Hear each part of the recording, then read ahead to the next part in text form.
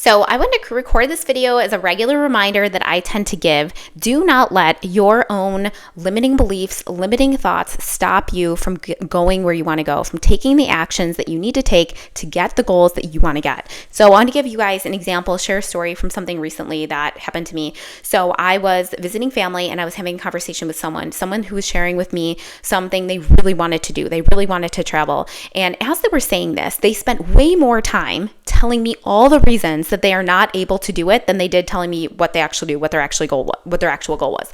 And while they were spending all this time telling me these things, that they don't have the money, they don't know how they do it, they can't do it, it's not possible for them, they have this place that they're living in now, all I'm hearing is, but lots of people do it. Of course you can do it. You can just sell your place. You can just rent this other place. You can get a job here. You can get a job there. I'm thinking of all these solutions and ways that they would be able to do it, and how the opportunities are just endless. Like, of course it's possible for them. We all know lots and lots of other people who have done this. Of course it's possible.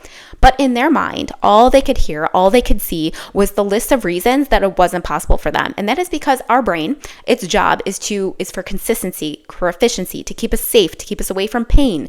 And to our brain, anything outside of the ordinary of our regular routine, the regular things that we're doing, is pain. So it floods us with all these reasons, all these excuses, all this doubt, so we stay safe right where we are. So it's very normal that happens. And a lot of times we don't even notice it, which is the dangerous part. And that is why it can be so helpful to have someone in your life who will call you out on your ridiculousness, on your brain's ridiculousness. It can be helpful to just become aware that that's how our brain works and start to listen to these thoughts and become what we call in coaching the watcher of our brain. So then we can start to question them. Is it really true that I couldn't do it? Probably not. Is it really true that, A, B, or C? And just decide, do we want to keep thinking of them? We don't even have to take a different action at the point, but we can be very aware that this is normal for our brain to flood us with thoughts that cause doubt and fear and all of the things, but we don't necessarily have to play them on repeat. And the other thing is that is why it can be really, really helpful to get coaching, to be coached.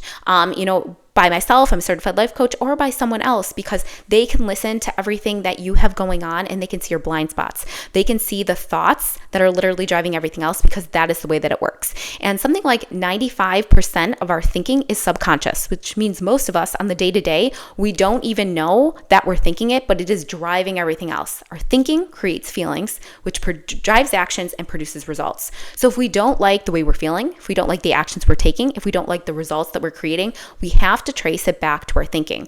And most of us don't even know that, but once we do, we only are looking at our surface level thinking and not necessarily our subconscious level thinking. So when you're working with a coach, we can take you through practices and tools that allow you to dive into what you're thinking on a conscious level, but also some of your subconscious thinking, so we can help you question it and eventually change it to create more of the life and get the goals that you want. But what you can do now, if you're listening to this, is we all have thoughts that are limiting us. They come from childhood, they come from just experiences that we have. We hear them and we just adopt them as true, and they become our beliefs and part of our identity. But like I said before, one great thing to do is start listening for them, start watching them. How are you talking about yourself, your goals, the things you want to do?